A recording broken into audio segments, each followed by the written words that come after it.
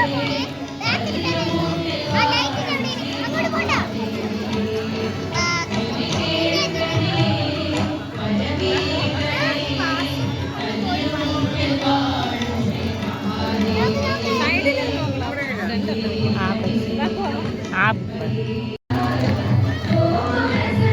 Guys, അപ്പം ഇന്ന് ഞങ്ങളുടെ വീട്ടിൻ്റെ അടുത്ത് മഞ്ഞളിച്ച കല്ലെന്ന് പറയുന്ന അറിയപ്പെടുന്ന സ്ഥലത്ത് ഉത്സവമാണ് കേട്ടോ. ഇതാണ് കേട്ടോ ദേവി. ഇന്ന് പാല് വെച്ചാണ് നമ്മൾക്ക് പറയാൻ പാല് വെച്ച് അപ്പോൾ ശിവനുണ്ട്.